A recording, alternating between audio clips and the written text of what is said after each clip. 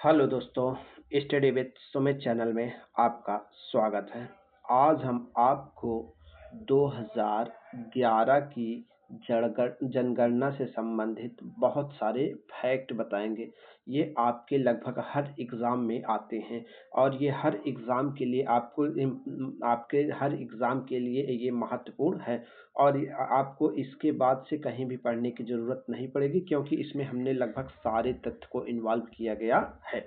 चलिए स्टार्ट करते हैं 2011 की जनगणना, भारत की 2011 की जनगणना। चलिए स्टार्ट करते हैं। देखिए, जनगणना का हम सबसे पहले पूरा इतिहास से बताने जा रहे हैं कि कहाँ से स्टार्ट हुआ है, कब से क्या हुआ है, पूरा भारत जनगणना के बारे में बताएंगे। तो देखिए, पहली बात, भारत में सबसे पहले जो जनगणना की शुरुआत हुआ है वो 1872 में लॉर्ड मेयो ने स्टार्ट किया था। कब किया था? 1800। भारत में जो जनगणना की शुरुआत है वो 1872 में लॉर्ड मेयो ने प्रारंभ किया था। लेकिन ये जो जनगणना हुई थी ये आपकी नियमित रूप में नहीं हुई थी। तो जब नियमित रूप में नहीं हुई थी तो इसको फिर से नियमित रूप से जनगणना, मतलब नियमित रूप से इसलिए नहीं हुई थी क्योंकि यहाँ पे इसमें जनगणना में बहुत देरी हो गई थी। इससे जनगणना काफ़ी बढ़ गई थी तो इससे नहीं हो पाया था। तो इसलिए नियमित रूप से जनगणना कराने का जो श्रेय जाता है आपका, वो जाता है लॉर्ड रिपन को जाता है। तो आपका जो नियमित रूप से जनगणना कराए हैं वो कौन कराया है? लॉर्ड रिपन ने कराया है। तो नियमित रूप से जनगणना का श्रेय किसे जाता है? लॉर्ड रिपन को जाता है। चलिए नेक्स्ट हम देखते हैं। उसके बाद समझिए, अच्छा आपसे एक क्वेश्चन ये भी पूछते हैं कि सबसे पहले जनगणना कहाँ, किस देश ने शुरू किया? तो विश्व में सर्वप्रथम जनगणना जो है वो स्वीडन ने स्टार्ट किया है 1749 ईस्वी में। तो विश्व में सबसे प्रथम जनगणना किसने स्टार्ट किया है? स्वीडन ने 1749 ईस्वी में प्रारंभ किया है। उसके बाद भारत में जनगणना के जो आंकड़े हैं, भारत में जनगणना संगठन ही जनगणना के आंकड़े प्रस्तुत करता है। ये आपके लिए इम्पोर्टेंट नहीं है। चलिए आगे देखिए। अच्छा अच्छा, अभी आपकी 2021 वाली जनगणना कंप्लीट नहीं हुई है। अभी आपकी ये कौन सी है? 2011। तो वर्ष 2011 में आपकी जनगणना हुई थी और वो कौन सी थी? 15वीं जनगणना थी। लेकिन स्वतंत्रता के बाद जो भारत की जनगणना थी उसका वो कौन सी थी? आपकी 7वीं नंबर की थी। क्योंकि आपने देखा है कि 1872 से मेयो ने स्टार्ट किया, लेकिन 1947 में भारत आज़ाद हुआ। तो जो स्वतंत्रता के बाद जनगणना स्टार्ट हुई है वो आपकी भारत की कौन सी है? 7वीं नंबर की है। और ऑल ओवर कितनी थी? 15वीं जनगणना थी। और आगे और हम समझते हैं, भारत विश्व का सबसे युवा देश है। मतलब समझिए, भारत हमने कहा विश्व का सबसे युवा देश है, मतलब सबसे ज़्यादा युवा जनसंख्या कहाँ है? भारत में है। तो भारत में युवा जनसंख्या का मतलब हम कह सकते हैं कार्यशील आबादी। तो कार्यशील जो आबादी हो सकती है, कार्यशील आबादी हम लोग उसी को जनगणना में काउंट कर, कार्यशील आबादी जो होती है वो आपकी होती है 15 से 59। यही आपकी कार्यशील आबादी होती है जो भारत सरकार मान रही है। तो आपकी कार्यशील आबादी कौन सी है? 15 से 59 साल में ही यही आपकी क्या है? कार्यशील आबादी। इतने ही वर्ष के लोग भारत सरकार मानती है कि ये लोग क्या करते हैं? काम करते हैं। तो ये आपकी इतना कार्यशील आबादी हो गई और उसमें यही यही सबसे युवा है। तो इसमें भारत क्या है? प्रथम स्थान पर है, विश्व में सर्वप्रथम प्रथम स्थान पर है। चलिए आगे देखते हैं। उसके बाद एक और कंसेप्ट जान लीजिए। भारतीय संविधान की धारा 246 के अनुसार, जो धारा आपकी, उसके अनुसार जनगणना कराने का जो दायित्व है वो आपका किसके पास है? संघ सरकार के पास है। आपको पता है संविधान में आपने देखा है आपके पास तीन है, संघ सूची, राज्य सूची और समवर्ती सूची। तो जो जनगणना कराने का अधिकार है वो आपको किसके पास है? संघ सरकार के पास है। और भारत की प्रत्येक, यह 7वीं अनुसूची में वर्णित है। 7वीं अनुसूची में बताए थे 3 सूची है, संघ सूची, राज्य सूची और समवर्ती सूची। और प्रत्येक 10 वर्ष में भारत की जनगणना कराई जाती है। तो भारत में प्रत्येक 10 वर्ष पर जनगणना होती है। चलिए आगे स्टार्ट करते हैं। अच्छा, कुछ जनगणना से संबंधित तथ्य हैं, आंकड़े, उसको समझ लीजिए 2011 से संबंधित। देखिए, 2011 में जो कुल जनसंख्या थी, वो इतना एग्जैक्ट पॉइंट का आप ध्यान नहीं रख पाएंगे, लेकिन 121 करोड़ मान लीजिए आपकी कौन सी थी, टोटल जनसंख्या भारत की थी। अब तो बहुत बढ़ गई है, 140 प्लस हो गई है, जो कि चीन को भी पीछे कर चुके हैं। और 121 करोड़ कौन सी थी, टोटल जनसंख्या थी, जिसमें 62 समथिंग मान लीजिए 62 लाख पुरुष थे, और 62 करोड़, सॉरी 62 करोड़ पुरुष थे, और 58 करोड़ स्त्रियां थी। अच्छा, जनसंख्या वृद्धि दर हम थोड़ा सा समझ लेते हैं कितना है। तो देखिए, जनसंख्या वृद्धि दर मतलब जो पहली जनसंख्या 2001 में इससे पहले हुई थी, 2011 में वृद्धि कितना हुई है। तो देखिए, जो वृद्धि हुई है जनसंख्या वृद्धि दर, वो 17.70% की वृद्धि हुई है। लेकिन पुरुष की वृद्धि समझा जाए तो 17.10%, और महिलाओं की समझा जाए तो 18.30% है। देखिए, इसमें क्या है, स्त्रियों की जनसंख्या वृद्धि अधिक हुई है। अच्छा, साक्षरता दर की हम लोग बात करते हैं, तो साक्षरता दर सर्वाधिक 73% है। साक्षरता दर कितना है, 73%, जिसमें पुरुषों की साक्षरता दर 80% है, और स्त्रियों की साक्षरता दर 64% थी। चलिए नेक्स्ट चलते हैं। अच्छा, और समझ लीजिए औसत वार्षिक वृद्धि दर, और मतलब वार्षिक रूप से कितनी हुई है। तो वार्षिक रूप से 1.64% की वृद्धि हुई है वार्षिक दर। लेकिन अगर जनसंख्या आपको 0 से 6 वर्ष में देखा जाए तो 13.60% की वृद्धि हुई। और पुरुष में वार्षिक कितना वृद्धि दर कितना हुई है, 13.80%, और स्त्रियों में कितना हुई है, 13.40% वृद्धि हुई है। चलिए नेक्स्ट देखते हैं। अच्छा, भारत का जनसंख्या घनत्व कितना है, ये भी समझ लीजिए। तो जो भारत का जनसंख्या घनत्व है, वो है 382। आप लोग बता सकते हैं कमेंट में, सर्वाधिक जनसंख्या घनत्व किसका है और सबसे कम जनसंख्या घनत्व किस राज्य का है। तो हम बता दें, सर्वाधिक आपका बिहार का है, और सबसे कम किसका है, अरुणाचल प्रदेश का है। चलिए, अभी वो भी आएगा, देख लिया जाएगा स्टेट वाइज। तो देखिए, लिंगानुपात मतलब, लिंगानुपात का मतलब होता है प्रति 1000 पुरुष में से कितनी महिलाएं हैं। तो उसी अनुसार हम लोग क्या निकालते हैं, लिंगानुपात। तो देखिए, जो 2011 के अनुसार भारत का जो लिंगा अनुपात है, वो 943 था। कितना था, 943 था।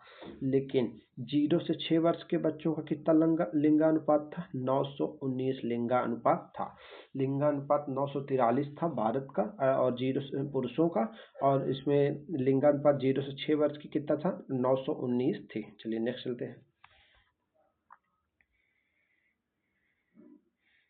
अब देखिए, अब ध्यान रख लीजिए, इसमें हमने 5-5 किया है। सर्वाधिक जनसंख्या वाले 5 राज्य, मतलब किस राज्य की जनसंख्या सर्वाधिक थी। तो देखिए, आपका उत्तर प्रदेश की जनसंख्या सर्वाधिक थी, उसके बाद महाराष्ट्र, बिहार, पश्चिम बंगाल, आंध्र प्रदेश। तो केवल इतना आंध्र के लिए समथिंग 20 करोड़, 19.9 करोड़ को 20 करोड़ रखिएगा, आप लोग समथिंग देख लीजिएगा। तो सर्वाधिक जनसंख्या किस राज्य की थी, उत्तर प्रदेश की थी। चलिए आगे समझ लेते हैं। अच्छा, सर्वाधिक दशकीय वृद्धि वाले 5 राज्य, मतलब सबसे ज्यादा दशकीय वृद्धि दर किसने किया था। तो कहने का मतलब 10 वर्ष में सबसे ज्यादा, तो दशकीय वृद्धि दर 27.95, ये आपका सबसे ज्यादा कौन थे, मेघालय का था। उसके बाद अरुणाचल प्रदेश, बिहार, जम्मू कश्मीर और मिजोरम था। तो सर्वाधिक दशकीय वृद्धि दर किसके पास थी, एक आप तो ध्यान रखें, मेघालय का। चलिए नेक्स्ट चलते हैं। सर्वाधिक जनसंख्या घनत्व वाले राज्य, तो हमने बताया था सर्वाधिक जनसंख्या घनत्व किस राज्य का था, बिहार का था। कितना, 1106। तो सर्वाधिक जनसंख्या घनत्व किसका था, बिहार। उसके बाद पश्चिम बंगाल, केरल, उत्तर प्रदेश और हरियाणा राज्य थे, लेकिन सबसे ज्यादा किसका ध्यान रखिएगा, बिहार का था। नेक्स्ट चलते हैं। उसके बाद समझते हैं न्यूनतम जनसंख्या वाले राज्य। तो जो सबसे कम जनसंख्या थी वो किसकी थी, सिक्किम की थी। सबसे कम जनसंख्या किसकी थी, सिक्किम की थी। उसके बाद मिजोरम, अरुणाचल प्रदेश, गोवा, नागालैंड। तो कितना थी, लगभग 6 लाख, 6.16 लाख थी सिक्किम की जनसंख्या। नेक्स्ट चलते हैं। अच्छा, न्यूनतम 10 की वृद्धि दर वाले, मतलब 10 की वृद्धि दर सबसे कम कराने वाले कौन से राज्य थे? तो 10 की वृद्धि दर मतलब 10 सालों में सबसे, तो 10 न्यूनतम 10 की वृद्धि में सबसे प्रथम स्थान पर आपका कौन सा है? केरल है। केरल है सबसे प्रथम, सॉरी, सबसे प्रथम स्थान पर नागालैंड है, उसके बाद केरल, गोवा, आंध्र प्रदेश और मणिपुर है। चलिए नेक्स्ट चलते हैं। अच्छा, न्यूनतम जनसंख्या जो न्यूनतम जनसंख्या वाले घनत्व वाले राज्य, मतलब न्यूनतम जनसंख्या वाले घनत्व जो होगा उसका, तो हमने सबसे कम जनसंख्या घनत्व किस राज्य का है? आपका अरुणाचल प्रदेश का है। उसके बाद मिजोरम, जम्मू कश्मीर, सिक्किम, मणिपुर, इन सब राज्यों का है। तो न्यूनतम जनसंख्या घनत्व किस राज्य का है? मिजोरम का है। ये ध्यान रखें, नहीं मिजोरम नहीं, अरुणाचल प्रदेश का न्यूनतम जनसंख्या घनत्व है। चलिए नेक्स्ट देखते हैं आगे। अच्छा, सबसे कम साक्षर राज्य, तो सबसे ज़्यादा जनसंख्या भी घनत्व तो कहाँ था? बिहार में। और सबसे कम साक्षर राज्य भी आपका कौन सा है? बिहार ही है। कितना है? 61.80%। उसके बाद अरुणाचल प्रदेश, राजस्थान, झारखंड और आंध्र प्रदेश है। चलिए नेक्स्ट चलते हैं। अच्छा, सर्वाधिक महिला अच्छा, सर्वाधिक साक्षर कौन सा है? केरल ही है। तो आपको पता है कि सर्वाधिक महिला साक्षर कितना है? साक्षरता केरल की है, जो कि कितनी परसेंट है? 100% पूरा है। उसके बाद मिजोरम, गोवा, त्रिपुरा, हिमाचल प्रदेश है। तो सर्वाधिक साक्षर राज्य आपका कौन सा है? केरल है। उसके बाद देखिए, न्यूनतम महिला साक्षर, तो सबसे कम जैसे बिहार है, तो इसमें भी बिहार है। तो न्यूनतम महिला साक्षर कितना है? बिहार है, 46.40 है।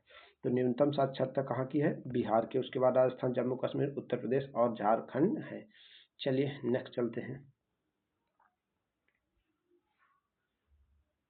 अच्छा, सर्वाधिक लिंगानुपात, मतलब सर्वाधिक महिलाएं कहाँ पर हैं? तो सर्वाधिक लिंगानुपात में आपका प्रथम स्थान पर कौन है? केरल। उसके बाद तमिलनाडु, आंध्र प्रदेश, मणिपुर, छत्तीसगढ़। 1084, 1000 पुरुषों पर 1084 महिलाएं हैं। तो सर्वाधिक लिंगानुपात में सब प्रथम कौन सा है? केरल राज्य है। चलिए नेक्स्ट चलते हैं। उसके बाद न्यूनतम लिंगानुपात, सबसे कम लिंगानुपात कहाँ है? तो सबसे कम आपका 879 किसका है? राजस्थान का। तो सबसे कम लिंगानुपात किस राज्य का है? राजस्थान। जम्मू का, उसके बाद जम्मू कश्मीर, सिक्किम, पंजाब, उत्तर प्रदेश का है। तो सबसे कम में ध्यान रखिएगा, राजस्थान का है। चलिए नेक्स्ट चलते हैं। अच्छा, सर्वाधिक साक्षर राज्य, अभी हम आपको बता दें कि सबसे साक्षर राज्य कौन है? केरल है, 94% लोग है। उसके बाद मिजोरम है, उसके बाद गोवा, त्रिपुरा, हिमाचल प्रदेश। ठीक। तो चलिए नेक्स्ट चलते हैं। केरल आपका सबसे अधिक साक्षर है और सबसे कम कौन सा था? बिहार। अच्छा, आपको 7 केंद्र शासित प्रदेश है, तो केंद्र शासित प्रदेश में आप समझ लीजिए कि सबसे अधिक किसका था। तो देखिए, जो केंद्र शासित प्रदेश हैं उसमें सबसे अधिक लिंगानुपात किसका था? पुडुचेरी का था। किसका? 1037। उसके बाद लक्षद्वीप का है, फिर अंडमान निकोबार, दिल्ली दिल्ली चंडीगढ़, दादरा नगर हवेली और दमन और दीव। तो इसमें ध्यान रखिएगा, सबसे अधिक किसका है? 1037। ये है आपका पुडुचेरी का है, केंद्र शासित प्रदेशों में सबसे अधिक। और केंद्र शासित प्रदेशों में 7 ही हैं, तो सबसे कम किसका है? दमन और दीव का, 618। चलिए नेक्स्ट चलते हैं। केंद्र शासित प्रदेशों में साक्षरता, तो सबसे ज़्यादा साक्षर कौन सा है? तो सबसे ज़्यादा जो केंद्र शासित प्रदेश में साक्षरता है वो आपके कौन सा है? लक्षद्वीप जो है सबसे ज़्यादा साक्षर है। 91% लोग क्या है? लक्षद्वीप में साक्षर हैं। तो जबकि दिल्ली आपके देख लीजिए, राष्ट्रीय राजधानी है, वो किस स्थान पे है? 4थे नंबर पर है। तो लक्षद्वीप, उसके बाद दमन दीव, अंडमान निकोबार, फिर दिल्ली, चंडीगढ़, पुडुचेरी और दादरा नगर हवेली। सबसे कम साक्षर कौन से हैं? दादरा नगर और हवेली हैं। चलिए नेक्स्ट चलते हैं। केंद्र शासित प्रदेशों की संख्या, मतलब 2011 की जो जनगणना हुई है उसमें केंद्र शासित प्रदेशों की जनसंख्या कितनी थी? तो सबसे ज़्यादा जो जनसंख्या थी आपकी राजधानी दिल्ली की थी, 1.6 करोड़। तो सबसे ज़्यादा जनसंख्या किसकी थी? दिल्ली की। और सबसे कम किसकी थी? लक्षद्वीप की, मात्र 64,000। उसके बाद दूसरे नंबर पर पुडुचेरी, उसके बाद चंडीगढ़, अंडमान निकोबार, दादरा नगर हवेली, दमन दीव और लक्षद्वीप है उसके अंदर। ठीक। चलिए नेक्स्ट चलते हैं। केंद्र शासित प्रदेशों का जनघनत्व, मतलब उसका जनसंख्या घनत्व सबसे ज़्यादा किसका था? तो केंद्र शासित प्रदेशों में आप जानते हैं दिल्ली राष्ट्रीय राजधानी है, तो इसमें सबसे ज़्यादा जनसंख्या घनत्व 11,320 था। किसका? दिल्ली का जनसंख्या घनत्व। उसके सबसे अधिक केंद्र शासित प्रदेशों में जनघनत्व किसका था? दिल्ली का था। उसके बाद चंडीगढ़, पुडुचेरी, दमन दीव, लक्षद्वीप, दादरा नगर हवेली और अंडमान था। तो सबसे कम किसका था? अंडमान और निकोबार का। और सबसे अधिक किसका था? दिल्ली का था। चलिए नेक्स्ट चल रहे हैं। अब जनसंख्या घनत्व, तो अब हम थोड़ा सा स्टेट स्पेशल देख लेते हैं। उत्तर प्रदेश का बहुत सारे लोग एग्जाम देते हैं, तो उत्तर प्रदेश का हम यहाँ से देख लेते हैं कि जनसंख्या घनत्व के बारे में। तो देखिए यहाँ पे समझिए, राज्य का जो उत्तर प्रदेश राज्य है इसका जनसंख्या घनत्व कितना था? 829 था। कि 829 था, प्रति हजार में कितना था? 829। लेकिन सर्वाधिक जनसंख्या घनत्व वाला जो राज्य था वो, अब उत्तर प्रदेश के तो जिले की बात होगी, तो सर्वाधिक जनसंख्या घनत्व वाला जिला आपका कौन सा है? गाजियाबाद। और सबसे कम जनसंख्या घनत्व वाला आपका कौन सा है? ललितपुर है। तो सबसे अधिक जनसंख्या घनत्व आपका कौन सा है? गाजियाबाद। और सबसे कम है ललितपुर है। चलिए लिंगानुपात समझ लेते हैं उत्तर प्रदेश का। तो राज्य का लिंगानुपात कितना है? 912। उत्तर प्रदेश राज्य का लिंगानुपात कितना है? 912। जिसमें सर्वाधिक लिंगानुपात वाला जिला आपका कौन सा है? जौनपुर। और सबसे कम लिंगानुपात वाला जिला कौन सा है? गौतम बुद्ध नगर। सबसे कम सब सर्वाधिक जनसंख्या लिंगानुपात वाला जौनपुर, और सबसे कम कौन सा है? गौतम बुद्ध नगर। चलिए नेक्स्ट चलते हैं। साक्षरता में समझ लेते हैं। अच्छा, राज्य की कुल साक्षरता कितना थी? राज्य की आपकी जो कुल साक्षरता है वो 66.68% है। लेकिन सबसे साक्षर जिला आपका कौन सा है? गौतम बुद्ध नगर। लेकिन सबसे कम साक्षर जिला आपका कौन सा है? श्रावस्ती है। अच्छा, और समझ लेते हैं कि कुल महिला साक्षरता कितना है? 57.18% है यूपी में। और पुरुष साक्षरता कितना है? 77.28% पुरुष साक्षरता है। चलिए अच्छा, और सबसे सर्वाधिक महिला साक्षरता वाला जिला कौन सा है? कानपुर। तो सर्वाधिक महिला साक्षरता आपका किस जिले में है? कौन? और सबसे कम महिला साक्षरता कहाँ की है? तो ये है आपकी श्रावस्ती की। और सबसे अधिक पुरुष साक्षरता वाला जिला कौन सा है? गौतम बुद्ध नगर। और सबसे कम पुरुष साक्षरता वाला आपका कौन सा है? श्रावस्ती जिला है। ध्यान रखिएगा। चलिए नेक्स्ट चलते हैं। अब यही उत्तर प्रदेश की है, जनगणना के बारे में है डिटेल से। तो उत्तर प्रदेश की 2011 के अनुसार जनगणना कितना थी? तो 2011 की जनगणना के अनुसार उत्तर प्रदेश की जो जनसंख्या थी लगभग 19 करोड़ इसमें तो दिया है, लेकिन समथिंग आप 20 करोड़ मान लीजिएगा। तो उत्तर प्रदेश में कितना थी? 20 करोड़, जिसमें 10 करोड़ आपकी लगभग पुरुष थे और 10 करोड़ लगभग के पुरुष थे, और 9 करोड़ आपकी कौन से थे? स्त्रियां थी। तो आप एग्जैक्ट डेटा तो नहीं रख पाएंगे, लेकिन ऐसे ध्यान रखिए कि 19 है या 20 मान लीजिए, तो 19 ये है। तो आप मतलब देख लीजिएगा, आपको ये लिखा तो है ही, मतलब हम आपको समझाने के लिए बोल रहे हैं कि इतना एग्जैक्ट डेटा याद करेंगे तो नहीं। लेकिन कितना परसेंट यूपी का था ये समझिए। यूपी 16% अपने पूरे भारत का जनसंख्या रखता है। तो 16% आपका कौन सा है? यूपी का जनसंख्या थी। चलिए, तो राज्य का सर्वाधिक जनसंख्या वाला जिला कौन? सबसे ज़्यादा जनसंख्या आपके उतने प्रयागराज की, जो कि इससे पहले 2018 तक इलाहाबाद था, जो कि 2018 में इसका नाम बदल के क्या रखा गया है? प्रयागराज। तो यह, और सबसे कम जनसंख्या वाला जिला आपका कौन सा है? महोबा है। तो सबसे कम जनसंख्या वाला जिला आपका कौन सा है? महोबा है। चलिए नेक्स्ट चलते हैं। उसके बाद 10 की वृद्धि दर समझते हैं कि 10 की वृद्धि दर कितना हुआ था।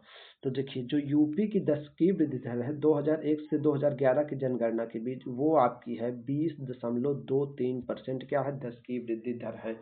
और 10 की वृद्धि दर में यूपी का स्थान आपका कौन सा है? 14वां स्थान है। तो 10 की वृद्धि दर में आपका यूपी का स्थान कौन है? वो 14वां है। और सर्वाधिक 10 की वृद्धि दर वाला जिला आपका कौन सा है? गौतम बुद्ध नगर है।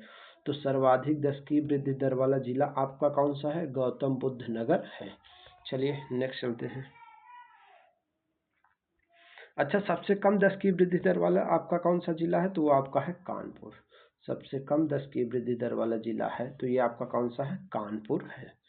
चलिए आगे चलते हैं। जनसंख्या घनत्व, अभी तो हम आपको बता ही चुके हैं, ये फिर से एक बार आ गया तो समझा ही देते हैं। देखिए, राज्य का कुल जनसंख्या घनत्व कितना है? 829 है। कितना है? 1 किलोमीटर में कितने लोग रहते हैं? 829। और सर्वाधिक जनसंख्या घनत्व वाला जिला आपका कौन सा है? गाजियाबाद है। और उसके बाद सबसे कम वाला कौन सा है? आपका ललितपुर है। तो सबसे कम जनसंख्या घनत्व वाला आपका कौन सा है? ललितपुर।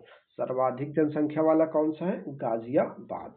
अब लिंगानुपात में समझ लीजिए कि आपका यूपी का जो राज्य का लिंगानुपात है वो कितना है?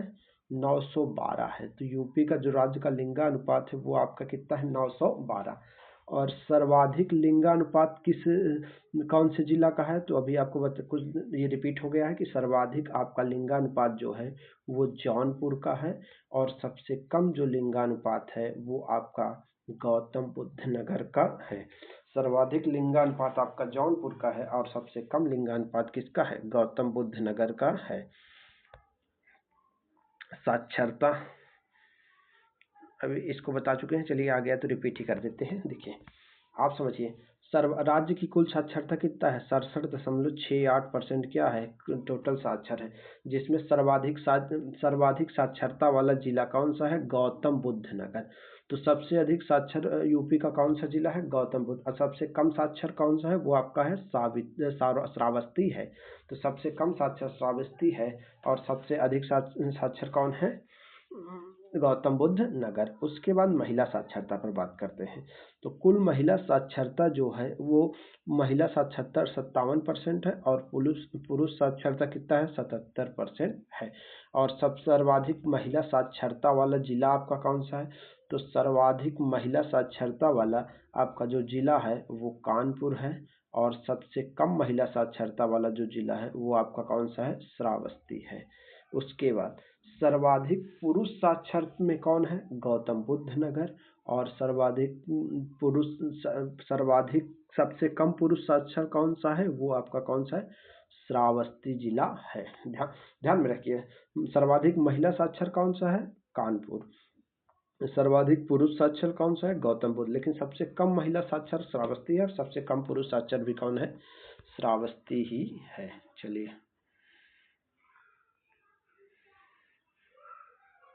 चलिए ये तो वही चीज़ें रिपीट हो गई है, ठीक है, और तो इसमें कुछ नया नहीं है, वही चीज़ें आ गई है। चलिए अब हम नेक्स्ट वीडियो में आप लोग को जो भी होगा बताएंगे। अगर आपको वीडियो पसंद आएगा तो लाइक सब्सक्राइब चैनल को कर लीजिएगा। Thank you.